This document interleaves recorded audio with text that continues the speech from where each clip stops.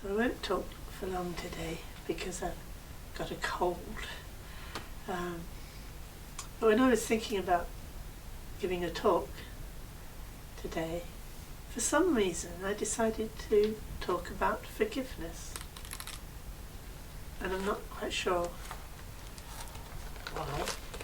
But anyway, it's a very rich subject, and it's a wonderful word.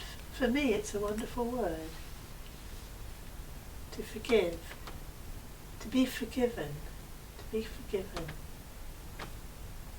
It's like a tremendous load off us, isn't it? I've been forgiven. Forgiven. So what does that mean to me when I feel really I've genuinely been forgiven? It's like I've been given a fresh start. Like somebody now has had the graciousness really to just put everything behind us and to start afresh and start with that kind of confidence you have in someone before they do something that makes you distrust them, which might be straight away, but there's that kind of childlike sense of simplicity. Oh, this is going to be easy, this is going to be simple, because there's that sense of connection and understanding. Some kind of original purity. For me it has that sense. If I've really been forgiven, really forgiven, there's that kind of return to some kind of innocence. And yet when we actually think about forgiveness, when we're trying to forgive someone, for example, I notice with myself there's always a kind of little bit of a hangover there, as if there was something still missing, maybe. And that was really what I was interested in exploring really in my talk today, that residue. And it links very directly with meditation really, because in meditation we're actually aiming at returning to that original simplicity. So we're letting go of the complexity of our constant thinking and returning to something that's deeper than the thinking, something that's primordial and simple and timeless, and I suppose you'd have to say innocent in some sense. And then the skill of the meditation is the combination of returning and grounding and letting go. So noticing, oh, I'm still thinking that, or I'm still thinking this, or this thought's going on, that thought's going on. Noticing it, giving it space, not following it, letting it go. And if that were all there were to it, there wouldn't really be much going on. But what happens is that as we open into that simplicity and spaciousness,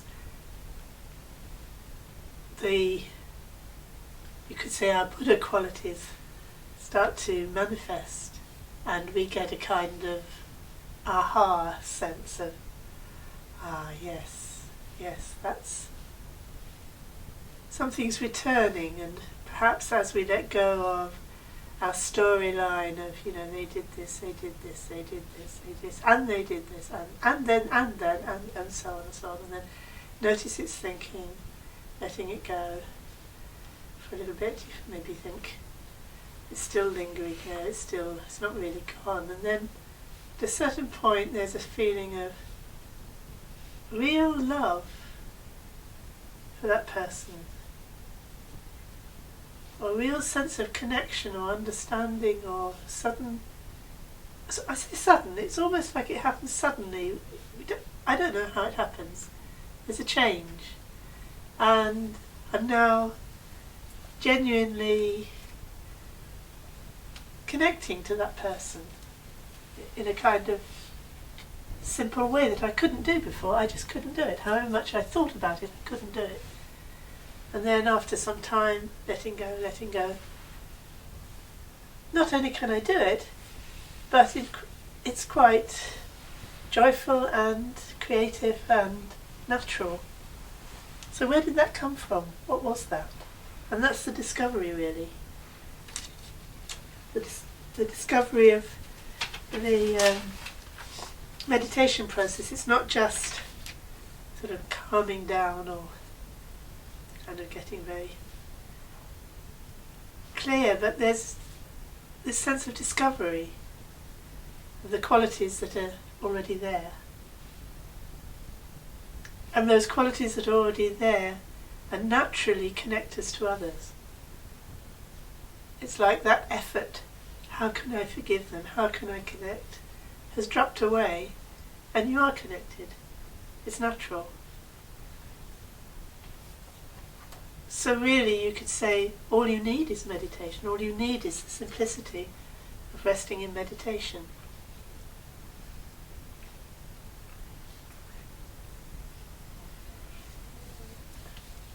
So what interests me is the connection between the meditation and the way we live our lives. So that in principle, yes, the meditation is enough.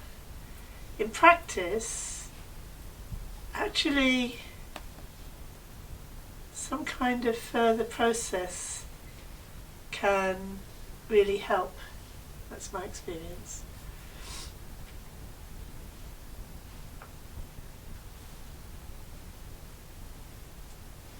In Buddhism they talk about confession. The power of confession, the power of repentance, the power of forgiveness, the power of the blessing or the adhisthana of the Buddha or the lineage or something that restores us. So there's this whole process which is usually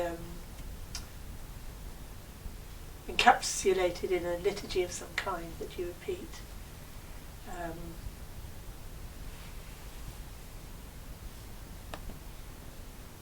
So that's working on yourself and your own idea of what you might have done that you need forgiveness for, and some kind of rite or some kind of ritual to bring you the conviction that actually you have been forgiven, and then the slate is clean. You can now go forward with confidence that what has been violated has now been completely restored, and if you like, your word has been restored. Like maybe you've taken precepts against lying or stealing, killing, or whatever it is, and then you've done something that violates that goes against that, and then you do the confession and the repentance, and then you think the Buddhas have forgiven you. You make the vow again that no, you won't do it again, you'll never kill again, you'll never lie or steal again, and then you go forward on that understanding. And that's linked to the idea of karma, cause and effect. Karmically you've done the right actions, then karmically you will get those responses. Automatically the universe is going to respond to that. You're going to get good results from your deeds because you've now purified everything that has gone before. So that idea of, it's almost like the universe itself forgives us if we can truly confess and repent what we've done. So that requires the humility and the courage to actually face what we've done and to say, yes, I did it, and I regret that, and I want to move forward on that basis of having been forgiven. it doesn't particularly deal with our forgiving other people. Perhaps that comes more under the heading of patience, practicing patience, not retaliating, maintaining equanimity and equalness, not rejecting anyone, not rejecting any being, so remaining connected with all beings, wishing all beings well, wishing them all the causes of happiness, which is that they follow good, positive karmic action. So that linking into that heart wish for the well-being of all beings and maintaining that openness towards them, that clarity and sensitivity towards them, kind of would cover the whole area that I'm interested in forgiveness here. But for me, the forgiveness brings in something a little bit more specific, and perhaps you'd have to say something deeper than just that consideration of karma. I know when I'm talking with Tibetans about topics like this, about what is true forgiveness and what is true generosity and so on, they're kind of, I wouldn't say dismissive, but they are more modest, I think. They would say, well, I don't know about that. I just do what I can at the level I'm at, and they tend to talk as if they're at a fairly basic level, which has a certain groundedness to it, like, yes, when you have some deeper realization, you might be able to practice pure generosity that has no egocentricity in it. But are you saying that's how you practice? Because I don't. That's very much how they talk. Whereas I think my experience as a Westerner and with Westerners is to somewhat want to find what is pure generosity or pure forgiveness at a deeper level, and to approach it through different, in finding different ways in, using different,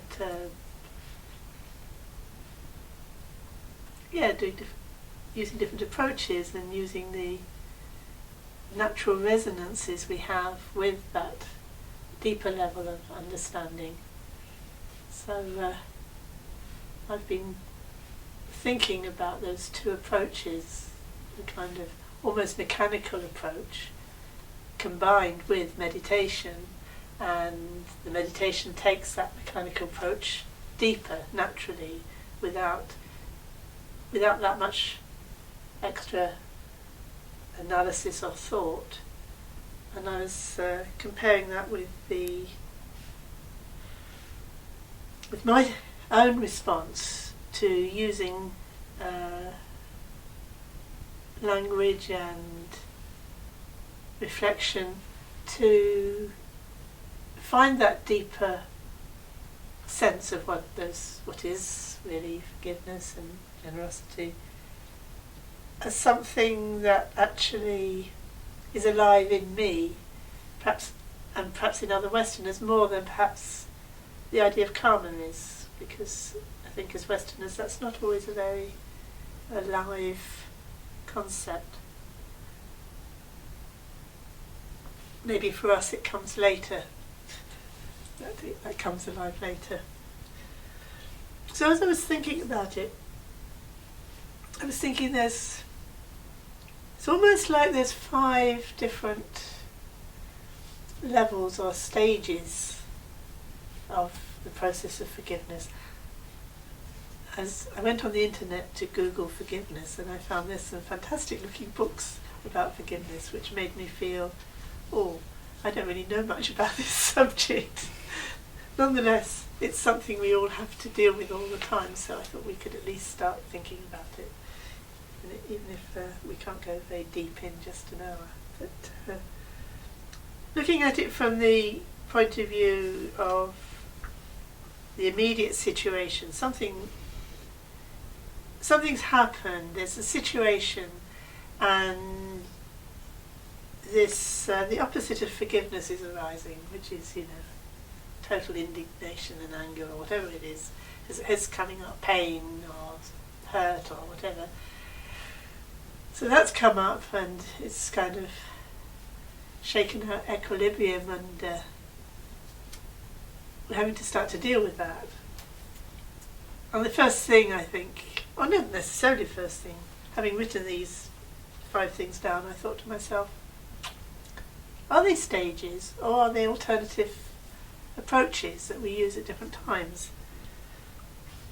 So the first one might be just to try to let it go. So you go in your meditation, notice the thinking, letting go of the thinking, letting go of the storyline, letting go of all the whole identification with it. Notice its thinking, notice its thinking, notice its thinking. Some sort of space opens up, some kind of sense of groundedness in your own being, some sense of your own Buddha nature, then maybe some sense of their Buddha nature, and some kind of, I can let it go, I can be simple about it. Or you might be able to do that fairly fast, I'm not going to bother with that, let it go. Yeah. So that would be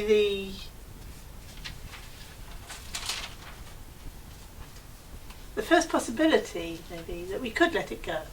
Maybe it's a situation that we can let it go. I mean, it doesn't matter that much anyway. Why bother?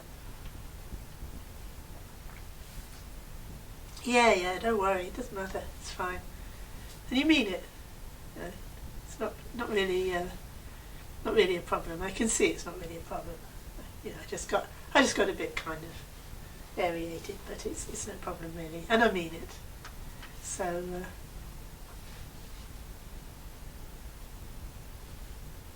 and then you try that and you find actually there's some residue still. You don't really mean it. You wish you meant it. Part of you might mean it, but there is still some. You don't feel at ease. You don't feel that fresh start feeling that would come with forgiveness. And that's where we really have to start working on it, don't we? We have to keep one way would be to just become totally self-righteous. This is how it is. This is what they did. Nothing can be done about it. They're just I'm just going to keep out of their way. I'm not having anything more to do with them. And sometimes, that's the right answer, because you don't have to have anything more to do with them, and why would you? But other times that's not an answer, because supposing it's your own child or your own mother or somebody, a colleague or something, you can't do that. You've got to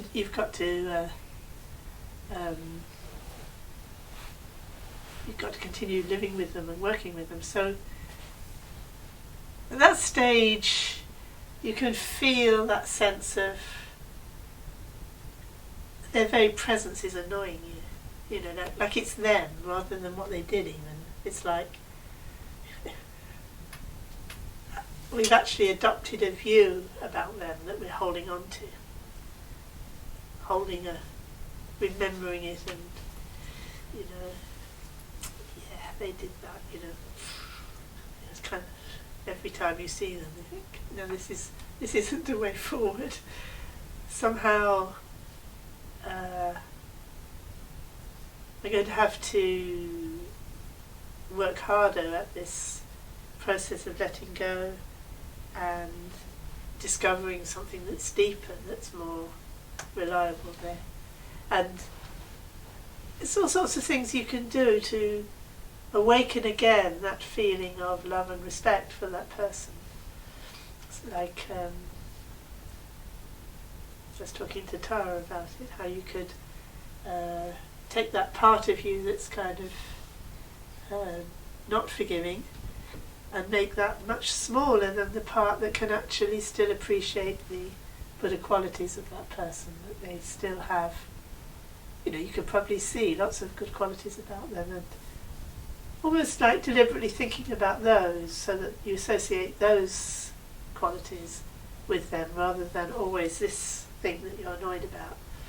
That's sort of one possibility, and eventually that might allow a real letting go and a real discovery of that love that doesn't ever go away.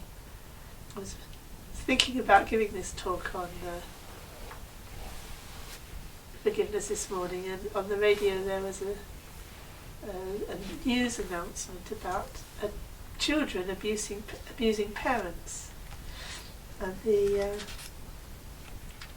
woman was speaking about her child who was very violent towards her, and really quite nasty. She had to even get the police in. I mean, it was really bad. And then she said, "But I love him. I really love him. I always will love him. So I really want to do something to help him. I want to understand." And I thought, how wonderful that somebody can really know they love this person in spite of everything that this person's doing to them. Or discovering that love that's possible. And you felt that she wanted to let go of all of this. And she was just scared of him, to be honest. I mean, he was just really frightening. But the forgiveness was all ready to go, because she was operating from this place of love, which we, in principle, why not? Why don't we have that for all beings? It's there to be discovered that we could have that kind of love for all beings. So that would be a way of looking at their good qualities and, in a way, forgiving them or loving them, but not necessarily their actions. You know, there's something more, and this is the part that I'm particularly interested in. So there's a letting go, there's a discovering of this love that's possible. So I don't know if they go in any particular order. But then there's, in order to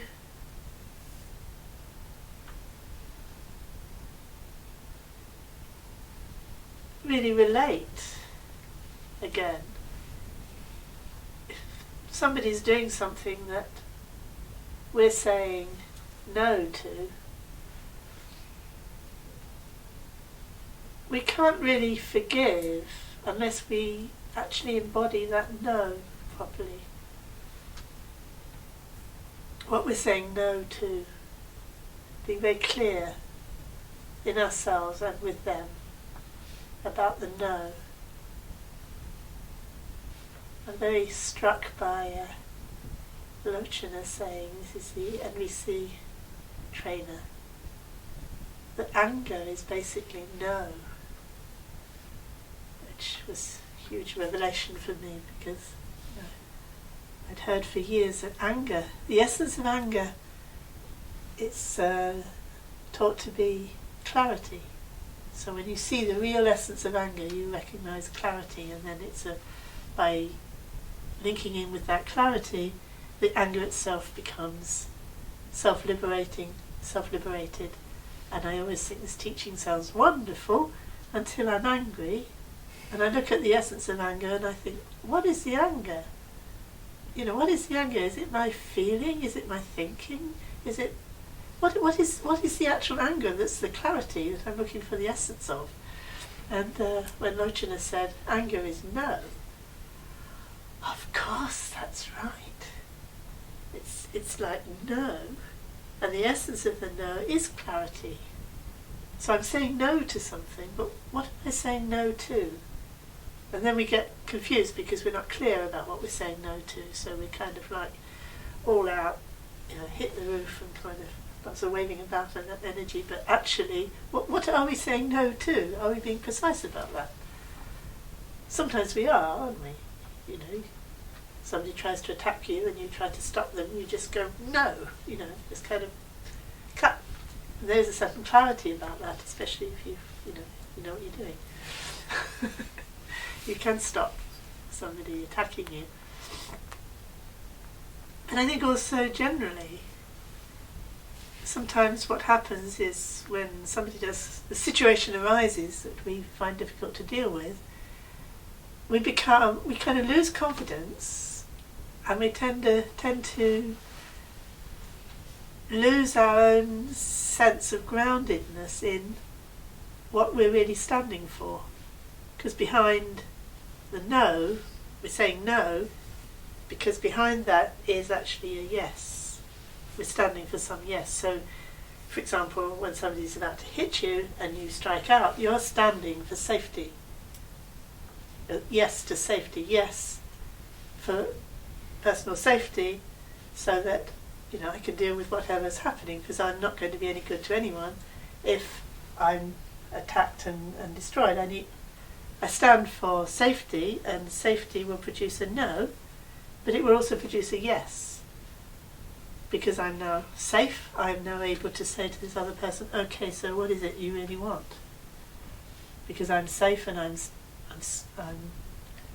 grounded and clear. Okay, what do you want? Because I've said no, but now I can say yes. Okay, I'm here, I'm whole, I'm able to respond to your needs. What is it you want? What can I do?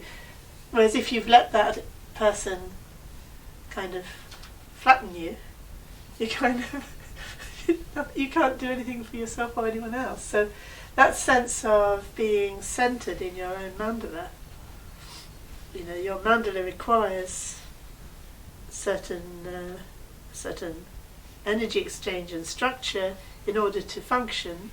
And if something's happening that's threatening that, there's some kind of sense of a message comes in, act.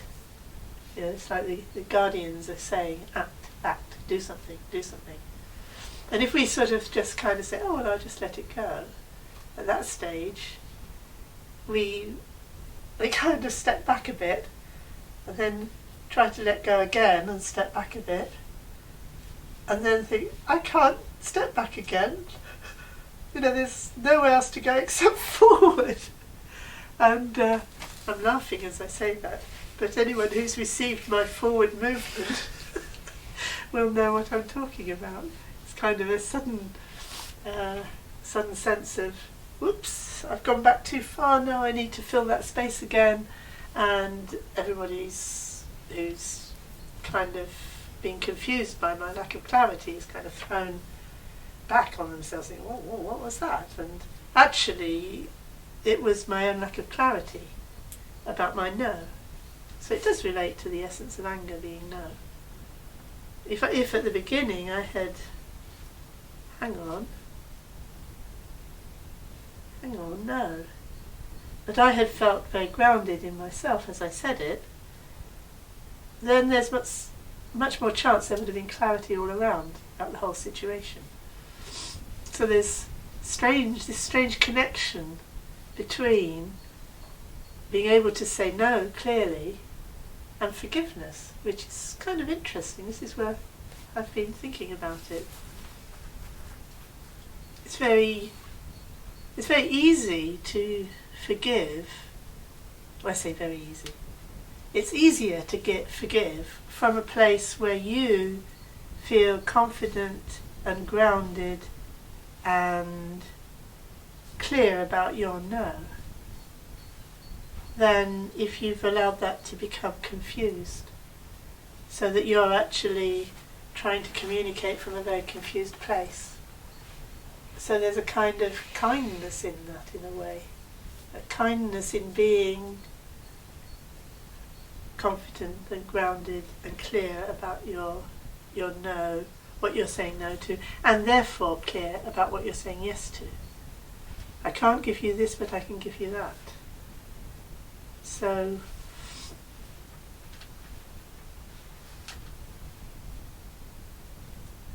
in some ways, perhaps one wouldn't have so much to have to forgive if one was clear like that, because you wouldn't have, if you like, you wouldn't have kind of invited more than you could really handle. So I find this this whole process very interesting, because I missed it out so much myself by just trying to be patient or just trying to be forgiving, without really looking at the communication and the clarity of communication that's possible to actually save other people the suffering of having to deal with my lack of clarity. And that comes from, again, it is very meditative, because the way you come to recognize what it is in myself that I am saying no to means I have to really be kind to myself, and have to not have this attitude, oh, you shouldn't be angry, but, oh, you know, there's something, there's some no here that's about something, and there's a yes here that's about something, and how can I really feel that in a natural way, letting go of all the thinking, and just kind of feel it in my body almost, where that place is. And then from that place I can then I can genuinely relate to other people, and it's more likely that they will understand what's happening and respond in a way that's much easier to deal with.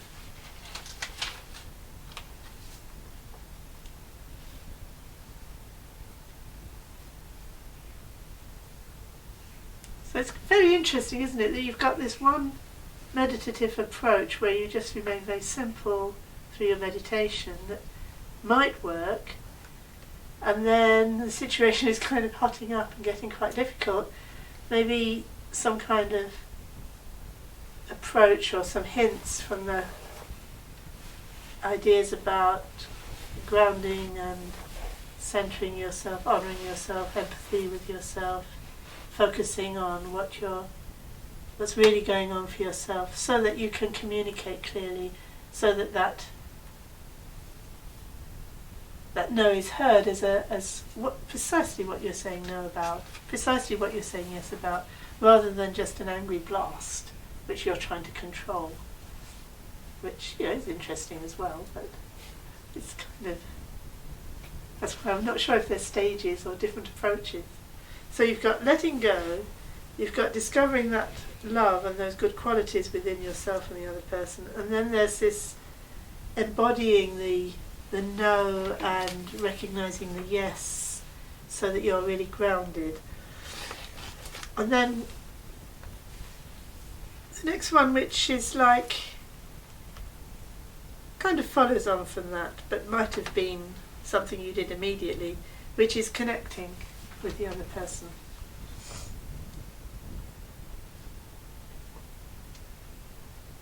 So you're forgiving them by connecting with them. I don't know if you've ever been forgiven for something that you never did. The feeling you get of disconnection. The person says, it's okay, I've forgiven you. What did I do? And then you hear what you did and you didn't do it. So that your feeling of connection over this forgiveness is rather, you don't really feel very connected. Which I find interesting. I think an apology can be a very connecting kind of, I hesitate to say ritual, but it's process. Of course, there's a possibility that the apology is simply, you say, look, I'm sorry you're upset, which I always find very annoying. I'm sorry you're upset. What am I supposed to think of that? You know, I'm sorry you're upset. You know, you did something that annoyed me and I want to talk about it. And all you're saying is, I'm sorry you're upset. You know.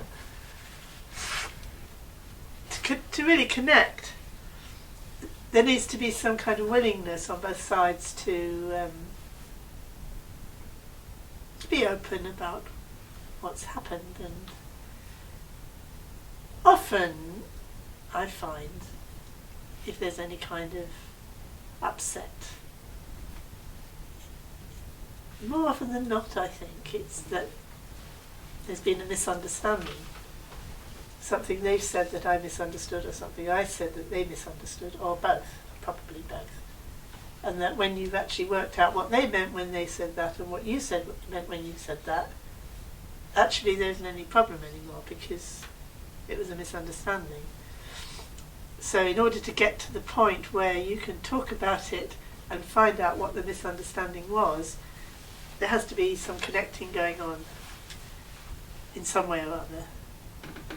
Because, okay, you can have a shouting match and in the middle of it somebody says something that makes you suddenly realise you misunderstood what they said. But it would be easier if it wasn't a shouting match and you got to a better level of understanding before that happened, and then you, oh, I see, that's why you did that. Or like this woman on the radio this morning, you know, somebody had suggested her son had Asperger's, and she said, oh, it would be so helpful if I knew that's what he had, because then I could, you know, I'd have more understanding, I could connect with it better. So that sense of connecting and understanding is a whole process of its own in itself. And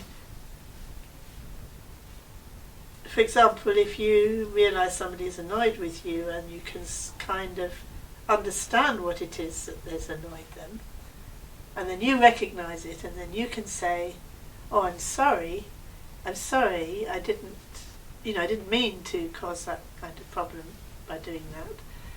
And then the other person says, oh, I can see that you really understand that now. And I feel, you know, it feels really good that you've understood that now. And that now you've understood it, I really believe you when you say you're not going to do it again. So then I can, you know, we can actually have that lovely clean slate feeling of it all, it's all behind us now. But that's not always possible. It's not always possible. But at least again to be able to recognise in each other the good intentions on both sides, and some sense that we can move forward even though there's some kind of something there. But as time goes on and that relationship gets better and better, then those things that were a problem before get less and less. So there's that process going on as well. So it doesn't have to be an all or nothing before we start talking to each other kind of thing. But I thought that was a very interesting stage in the whole process of the really connecting with what the other person's feeling, connecting with why they did it, what was important to them, and expressing that to them, and them expressing that to you, and then there's some kind of something is generally made easier by that process, moving towards what you might call forgiveness. And then there's this stage, so we've got the letting go, the discovering of the love, the embodying of the know, the connecting, and then trusting, restoring trust, restoring the power of one's word. Because if you've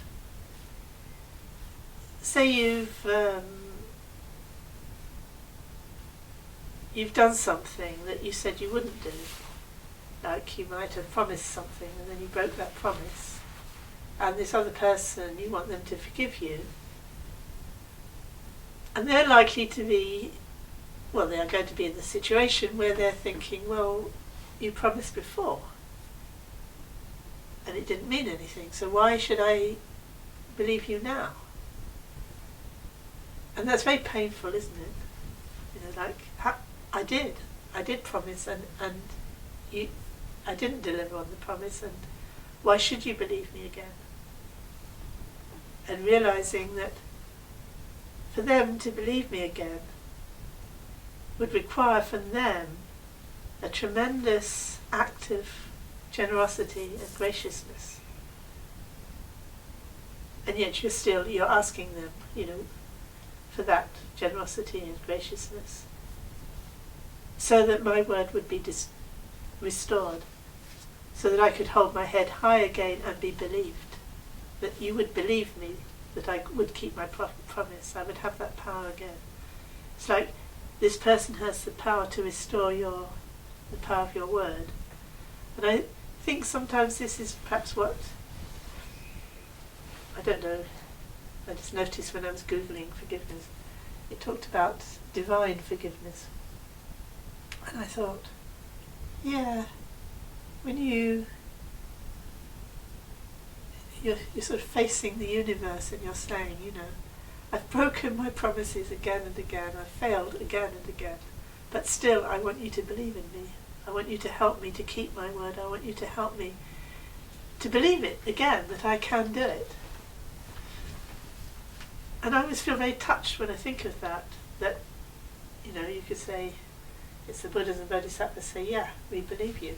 You took your Bodhisattva vow, you took refuge in the Buddha, Dharma, Sangha, or whatever it is we did, and we're holding you to that. We believe that is what you truly intend to do, and that what you will do, and we believe in you, and we'll, now deliver. Kind of like, whew, I've been restored. Now I can go forward and deliver on my promises. And if somebody can do that for me in life, and I can really feel that they now trust me, there's tremendous waves of gratitude in me that I've now believed in again, that I've been restored. I don't think that's always possible.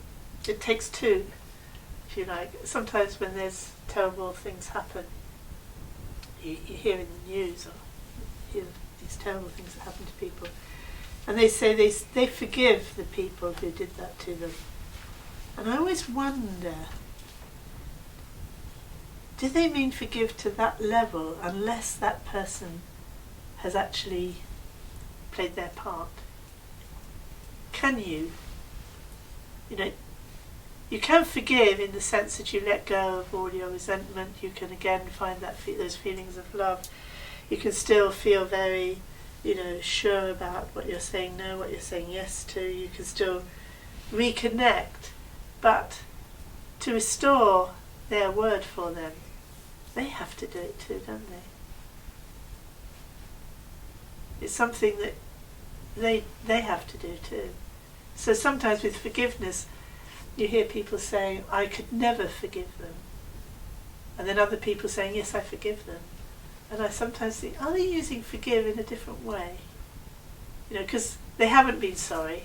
I'm talking about a situation where the person hasn't particularly shown any remorse. And yet somebody says they've forgiven them.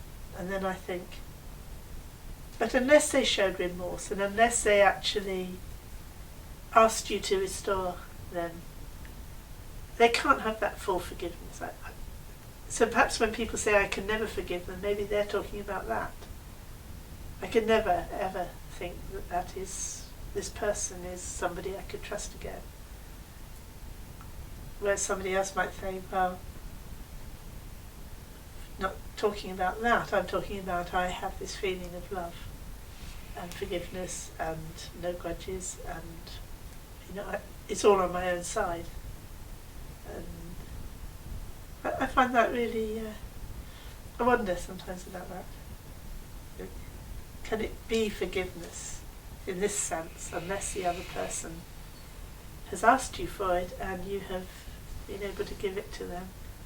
And there's been a real restoration, as it were. Well, there's loads one could say about each of those stages, really. And I was looking at them all in terms of discovering the heart of Buddhism principles of that kind of heart and heart wish to connect and to restore and again find that simplicity, and then the openness and the clarity and the sensitivity needed in each process. Really, you can see that openness, you can explore the whole sense of what openness means by looking at each of those processes and thinking, well, what is it in meditation when you're just letting go, or just being simple, that kind of openness, or the openness of really appreciating and discovering those good qualities within oneself and others, or the openness and the clarity as well. I mean, each of them, openness, clarity, sensitive, but the clarity that goes with the openness of recognising your own no and yes and what that is, and the openness of really connecting to the other person, and that kind of, well, I find that last one where you actually restore the other person is a really deep openness of being able to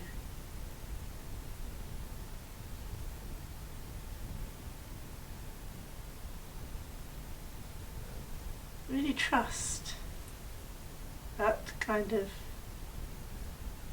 and allowing that person to become perhaps what they haven't been before, but they are now going to be, and being open to that possibility and believing in it, which I find so touching, really.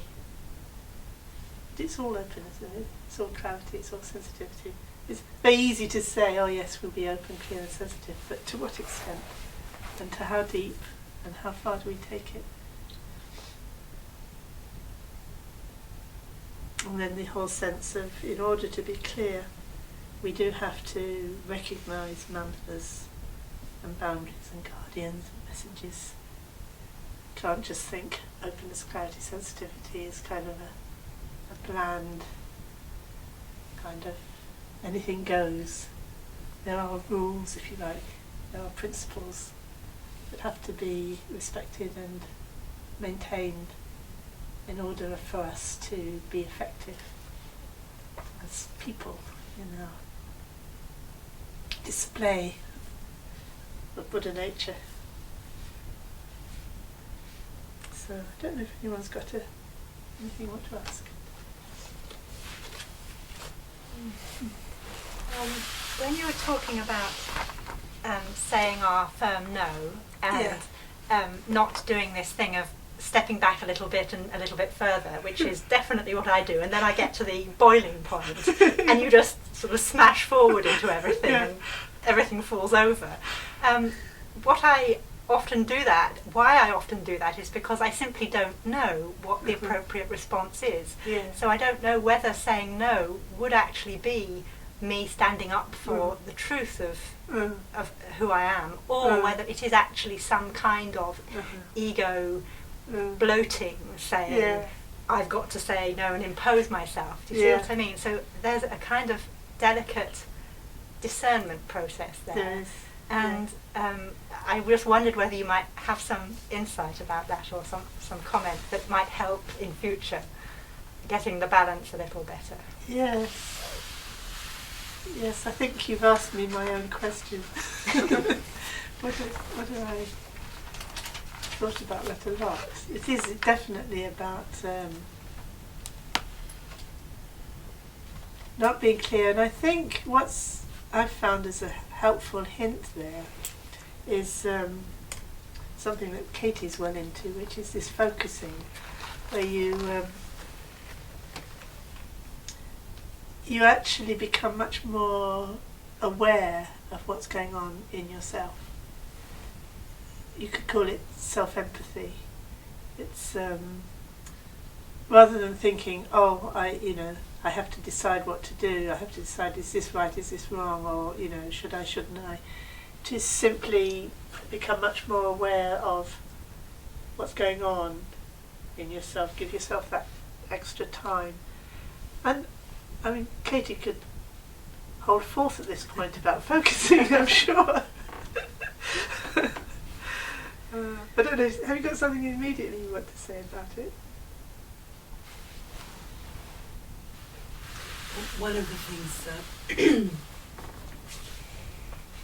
that that I'm discovering about this focusing process, about spending time with the different parts of ourselves, some of which we might not approve of, in our kind of ordinary way of thinking, is that something fresh comes up, some little fresh possibility or movement that takes us a little bit closer to where we want to go. So it feels it's quite surprisingly reliable. Whereas I've noticed that my thinking process isn't particularly reliable. It's kind of lucky dip. I might get it right or I might not, based on what I think. But by somehow, and I think it is, somebody calls it Western meditation, this focusing, which is a kind of a method for being with these uncomfortable parts of ourselves. But it does seem to offer a slightly more, a more possibility of that freshness that you were talking about. Something that might bring us a bit closer. Yeah. And also, but not too much, like it's just the next step. It doesn't, it's like not solving everything all at once. Yeah. Just, okay, I need to spend much more time with this. That itself would be, kind of... And it's surprising, isn't it? I mean, even the little bit that I've done with the NVC, non-violent communication, where you look to see, well, what is the feeling there that is related to, we use the word need, but it's really something like a principle that we really believe in. So, for example, personal safety is a need in the sense that I really believe it's a universal need. Everybody needs personal safety. So you go to that place in yourself which is feeling scared, maybe, or angry.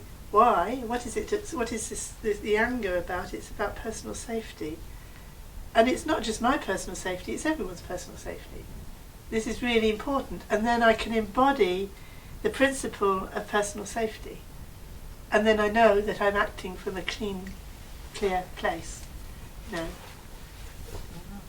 I found that, it takes a lot of learning, actually, to do that. And I still am very slow at it. But as soon as I hit the real need or principle, which is amazingly difficult sometimes because my thinking has got so confused, the feeling does help you to get to it. You say, well, am I feeling angry, or am I feeling scared, or am I feeling indignant? What is it I'm feeling? Indignant, maybe? Okay, indignant. I do indignant, that's my thing. I think to myself, so what is the principle? What is the need? And I realise I'm not really embodying it. So maybe I believe that maybe the principle is courtesy. Courtesy is important to me. Courtesy is important to everybody. Courtesy, to act in a courteous way or an honest way. It might be honesty. Honesty is really important to me. And you sort of think, well, you can't suddenly make the world honest or courteous. No, you can't. But what you find is when you think of courtesy or you think of honesty, or truthfulness or something, whatever it is, as you think about it, it's really curious, you actually become it. So then you would naturally embody courtesy instead of just getting angry that someone else is being courteous. And I don't know, like Katie is saying, it's like something fresh comes to you. It's just suddenly a natural. Why didn't I just do that in the first place? It's just so obvious and so easy. And yet, until you stop and really investigate, just kind of be, as Katie says, the simplicity of just being with it, in that sense it's meditation, isn't it? The simplicity of just being with it enough. Because I think often with us people who become interested in Buddhism and religion and things like this, we got high standards. We tend to think, I shouldn't be angry, I shouldn't be this, I shouldn't be that, and I can do better, and that sometimes takes over from the simplicity of what's really happening. And I find that really helpful. And one of my things I find really helpful for getting to the feeling, I don't know if you know about NVC, but you've got this, Marshall has this idea that there's this language, the jackal language, which is full of accusations and judgments and threats and demands, and it talks like that. And then the giraffe, who's very, never hears demands and criticism and threats, and never hears them even. Just hears what the other person's feeling and needing. That's all they hear, and that's all they respond to. So it's just a very simple response. Whereas when we're getting really excited, you can start to hear threats and criticisms and judgments, and they're all there. And then I love this bit where I actually turn towards all these jackal voices, or in particular jackal voice, and really say, that's really true what you're saying. They are extremely rude. They have been outrageously rude. Yes, you're quite right, Jackal, yeah, that's right. Yeah, you're right. So do you think they're going to hear it, do you think if you tell them that, that's going to actually help? No. So do you want to try something else? So then I'm very kind, and then we try something else. We try listening to the feeling and need both sides, and that's when the change happens. But just to get around that sense of I shouldn't be talking, I shouldn't be threatening, I shouldn't be blaming, I shouldn't be, take away that should and just say, okay, well, that's very true, it's very true. Yes, it's very true. And then, but it's useless. It's not going to, I know it's not going to be heard, it's not going to be appreciated, it's not going to be accepted, it's not going to get through to anyone. It's just going to come straight back to me as more criticism and blaming and the rest of it. And I don't want that. It's not that I shouldn't do it. I can do it if I like. That's how I am. If I can do it if I like, then I think, well, maybe I don't bother. But if I'm told I shouldn't do it, I'll get uptight. Then yes, you can do it if you like. But what's the effects it going to have to carry on blaming like that? It's not going to have any good effect. I know it. I really do know that. So let's try something else. And then trying to really listen to my own feeling and the need. And what is really curious is that often when I get to the point of recognizing, the feeling is, like I'm really disheartened because, I want there to be really easy communication or something like that. And I think, what's going on for them? And that's so often you realise, they're disheartened and they want easy communication. So often it's exactly when you find what you're lacking and wanting, it is exactly what they're, and then you can actually talk about that to each other because you share it.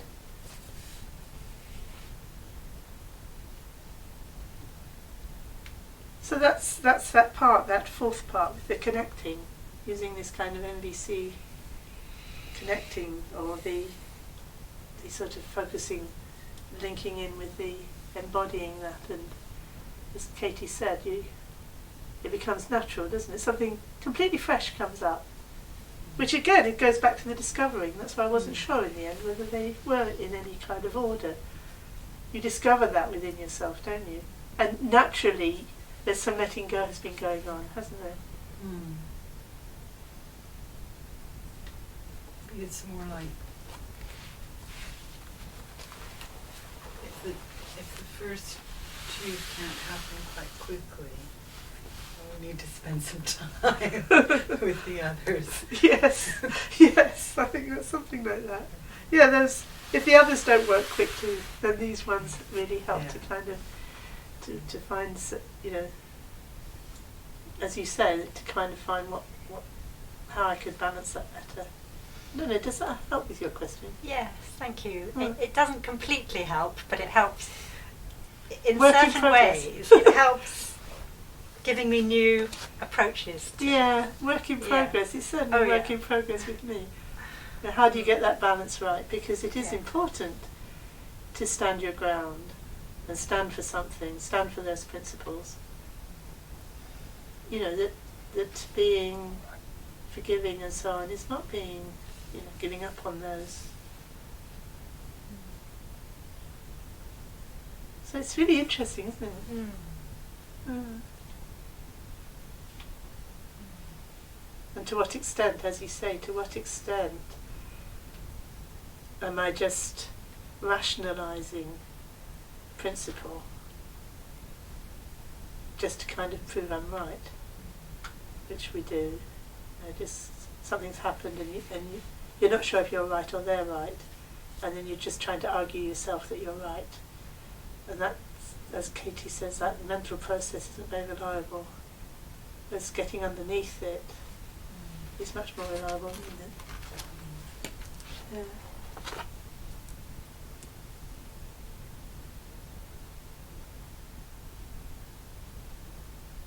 And also the no comes out differently. When you've found the right place, the no isn't like I'm saying no. You might not even have to say no.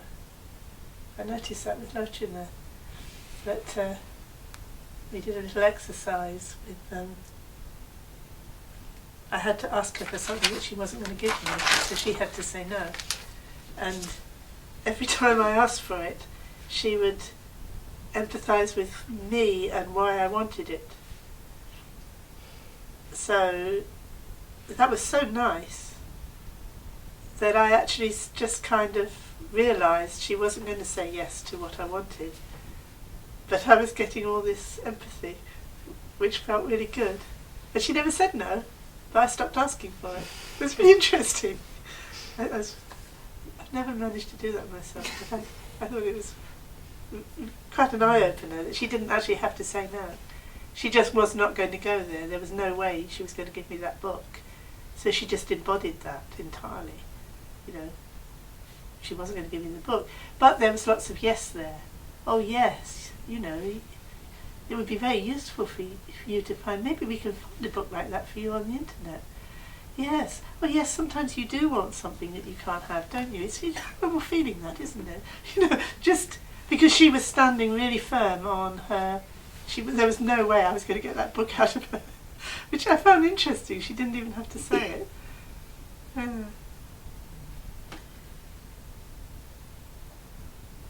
Yeah? May I ask a question?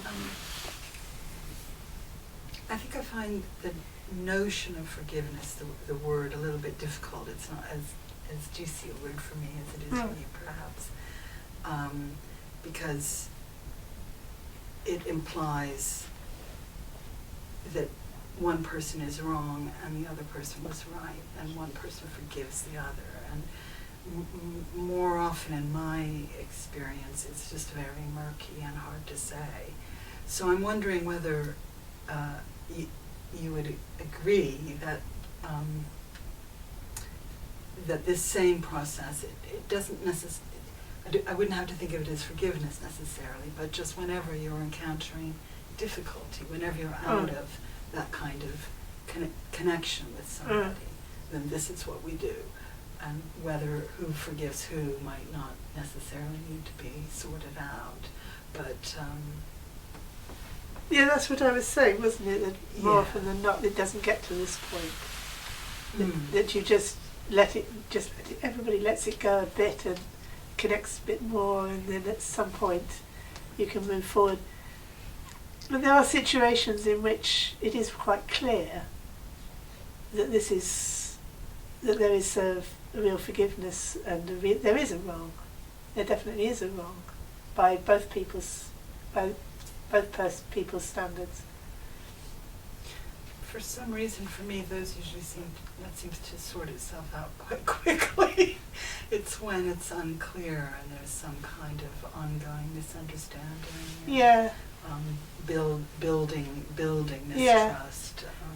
It's interesting, isn't it? Because also an apology sometimes can be quite a good way of diffusing you, can't it? Mm. You know, like if you can get to the point where you can see what you have done, and to that extent you can ask for forgiveness for that. That much, yeah. That much. That kind of could start rebuilding a certain trust, couldn't it? Mm. Yeah. Allow the other person to kind of give you that, you know, have the grace to accept that much.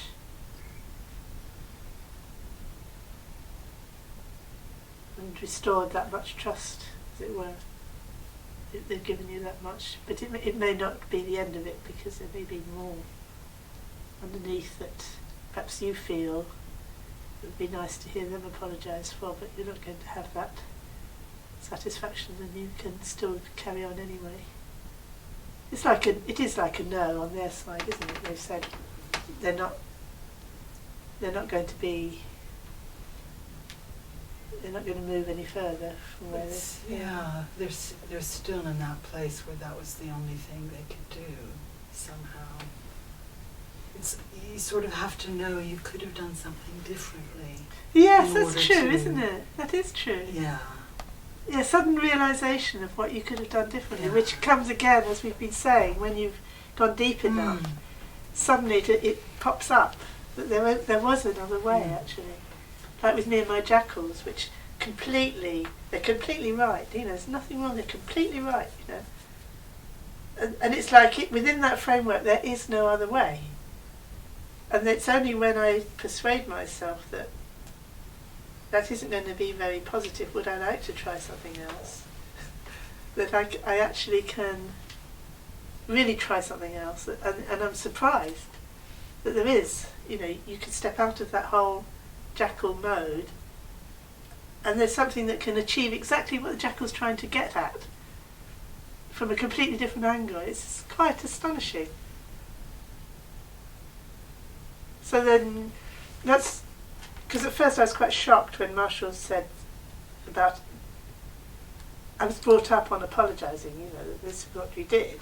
And Marshall was quite anti-apologising, because he associated it with, I'm sorry, I've said sorry, okay, you know, like really not what I would call a proper apology at all, just saying sorry. Submissiveness of saying sorry, you know, like say sorry or else, you know. Well, I never had that, so I didn't have that association with it. But because of that, you can't really talk in terms of an apology as being the standard approach, because not everybody hears it in the way I hear it. So then that was quite a big change for me, because to me it seemed always the way you kind of restored things was through apologies. But of course, if people see an apology as a submission, it's not going to, you can't use that word in the same way, can you? An apology where the other person really understands how you feel, and that they're really sorry about that, and sorry for what they've done, and that they won't do that again. And then you say, that's okay. Yeah, it's okay. Let's forget it then. It's interesting, isn't it? I have just something else to ask in relation to what you've just been talking about, which is, what if you find yourself with another person whose basic set of values and the way they see the world is so different from your own that something that you feel you need to be forgiven for, or you need to ask them forgiveness for, they simply wouldn't see that as a problem. So someone who simply could not understand that they'd hurt you or wronged you in any way, then what happens? Because if you can really, if you really allow yourself to go into it and experience that's what it is like for them, they don't see that they've done anything wrong. That's right. Then what happens? There's a sort of lack of connection of worldviews going on. It is. That's right. That's why I find it so interesting that you can let go of your own thoughts about it. You can appreciate their good qualities, but you can't really reconnect unless you've gone through a bit more of a process of perhaps if you did empathise more with what it is, what is that principle in yourself that is really offended. Maybe if you could really find it and really appreciate it and really stand for it, you might find there was a way after all. But if you think them not believing in my principles is somehow damaging and harming my principle, you can't ever let it go, can you?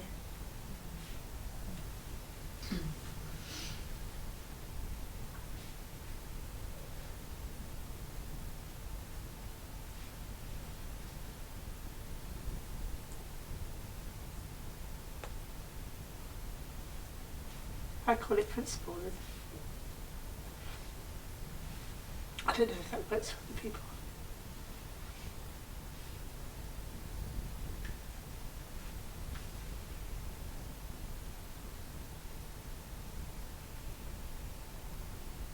But in some ways nobody can harm your principle because it's real. It's interesting. It's really interesting to try looking at the process, if you like, of going through a process of forgiveness and making a decision whether you want to forgive somebody or not, or whether by not forgiving them you're hanging on to some sort of lots of negativity. You have to look at what's that negativity doing to you, for you. Is it worth holding on to that? And then if you decide to let it go, you're not actually condoning what the other person might have done that's violated your principles. That's right. You're just saying, this isn't doing me very much good, but just let it go anyway. That's right, and you're saying the yes behind it, aren't you? So you're saying yes to, I don't want to be a person who's going around holding a grudge. So I'm not going to be such a person. But that doesn't mean I'm not saying no, that you're doing is not my principle, and I'm not going to associate with that, and it doesn't in any way affect my principle. That's not the right way to act, and that's not the way I'm going to act, and I'm not going to hold a grudge either, because I'm not going to be a person who's holding a grudge. So you can do something like that, can't you? Well, you can try it. I think there's also a huge difference between forgiveness, true forgiveness, if somebody's said I'm sorry and they've behaved in a sorry manner, or just an understanding of why they behaved as they did. I think there's a huge difference. There's a huge difference. I agree. That's why I said at the end, to me they're so hugely different that I would say, even without an apology you could do the one, but without apology you can't do the other. It wouldn't make any sense. Or you choose not to. I don't think if you wanted can. to, you could say, "Well, I forgive you because I'm such a lovely person. I give you all this positivity." But you wouldn't really feel it in there, I don't think. No, and I think, how can you trust them? Because they haven't given you any reason to trust them. So you mourn that. You're sorry about that. I would love to forgive you. I would love it if you actually wanted my forgiveness. I would gladly give it to you if you wanted it. But they've shown no wish for it, so, it's no deal. I don't know, that's where I'm at.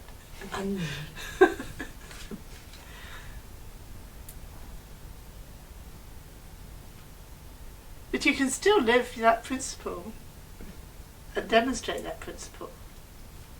And because it's a universal principle, at some point, they have to recognise that it's their principle as well. Like violence. Nobody wants violence against themselves.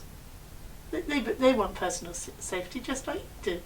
At some point, if you demonstrate that respect for personal safety, I mean, they've got their problems, but they've got to let go, haven't they? There's no, that principle is universal. It's really interesting, isn't it?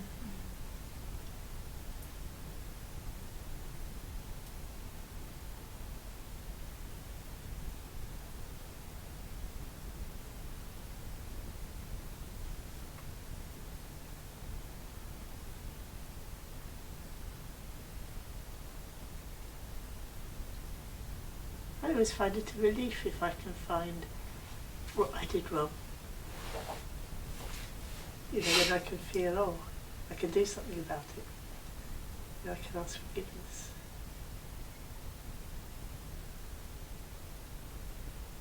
So I have this difficulty with no, to say to somebody, to actually say within myself and embody it, okay,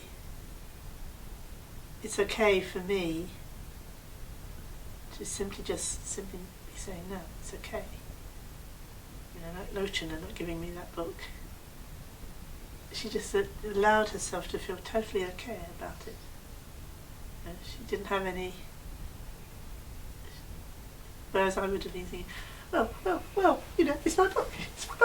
You know, like the other person wanting my book was some sort of threat. It needed a sort of confidence and groundedness for her to simply just not go there.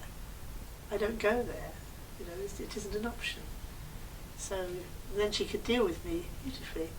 Is it interesting that? Do you think the more grounded and confident you are, the less likely you are to be angry? Because your no is so much part of it. Yeah, your no is much clearer. And the other person can pick it up much more easily. And perhaps it can also be a heartfelt and loving no. Exactly. In the same way that yes can be a heartfelt and loving yes. Exactly. That's right. You can be. I mean, Lochana's no was very heartfelt and loving. She didn't even say no. She just completely identified with my lack of having this book and how much I wanted it, which made me feel, yes, I do. I really want it. Oh gosh, yes. Maybe we can find one for you on the internet. But I want yours. It's awfully difficult, isn't it, if you want one that you can't have? You know, sort of, I don't know how she did it, but something like that. And I thought, yes, it is. It's very difficult. And then you kind of realise you're just being, you know, you're not going to get anywhere somehow. But it took her to be that simple and that grounded. You know, not at any point saying, but I want my book. She'd never said it. Because then I could argue with her. You know, we could start having well, that's very selfish of you. Blah, blah, blah, blah. She didn't even go there. So clever. But it wasn't so much clever as simple, actually. Just simply, you know, there's no reason why she should give me her book. So she didn't go there. And then she could be so, as you say, so much kinder to me. Simpler and kinder. Can I tell you a very short, funny story? Oh, I like funny something stories. that happened to me last week. This is something. This was really a huge lesson for me. I was having some work done on my house, and I had arranged for some workmen to come. And they said, "I'll phone you this day to tell you when the group will be able to come." Well, of course, he didn't phone. And I thought, okay, I don't mind, you know, I can rearrange things. So I waited a few days, and then it got to the evening before one of the possible days they said they would come, and he hadn't phoned. So I phoned, and he wasn't there. I spoke to his wife, and she said, "Oh, he's gone out." And I said, "Well, he might be coming to my house tomorrow. Could you tell me if he is or not?" And she said, "Oh, no, I don't think so. I think he's still doing another job." And so I was thinking, oh, well, when am I going to know? And if he's not coming tomorrow, when are they all going to come? So I said to her, "Could you tell him to phone me?" Well, of course he didn't. So by then I was getting really annoyed. And I thought, well, what do I do about this? And it was the weekend. So Sunday morning, I phone and leave a message. And I tried to be really, I very deliberately made myself stop and take deep breaths and be calm before leaving this message. So it wouldn't be, you know, me really annoyed with him. And I thought I managed it quite well. And he phoned back and left a message on my answer phone. Finally, we spoke to each other. And the first thing he said was, "Oh, you weren't in a good mood, were you?" Interesting. And I said, "Well, when are you going to come?" So we arranged the date. And that was fine. And they all turned up.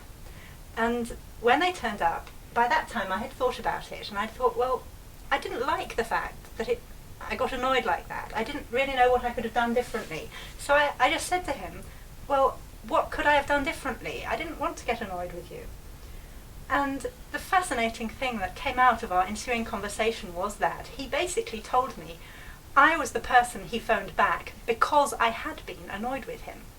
And of all his clients, I got the right balance between complete rage and not phoning. My level of grumpiness was the level of grumpiness that he responded to, and he didn't phone his other clients back. Wow. How funny! Can you believe that? That's hilarious. Well, there's a lesson for all of us. I was absolutely shocked, but then I realised, well, somehow something loving came through because he came and did my work and he didn't do the work for anyone else. That's really interesting, isn't it? You can all go away and think about that one. Makes me feel most indignant for you. He was in control, naughty builder. And what's more, he said, yeah, if you want me to come, you need to do that again in future. All right. Yeah, he said, yeah, it worked. He didn't mind. Interesting. I mean, I think, he has people phoning him up all the time in some level of indignancy. you have to get the right level of And you just have to get the right level so that, he knew I wanted him to come, that I wasn't going to give up on him, and he knew I wasn't going to scream at him either. Right, That yes. was it. All right. If you scream too much, he's going to run away. And you'd forgiven him for not phoning you.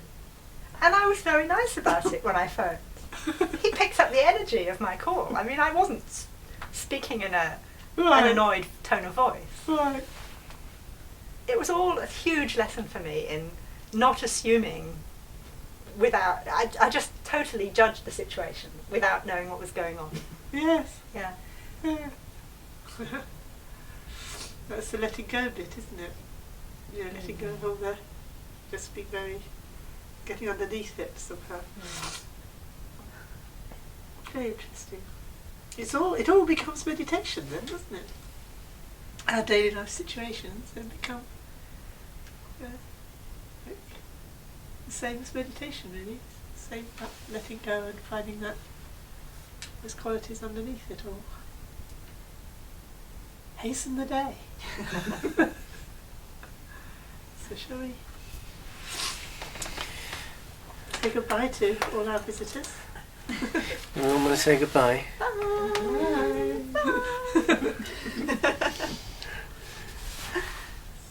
We dedicate this 28 to the enlightenment of all sentient beings. May all sentient beings realize complete and perfect awakening.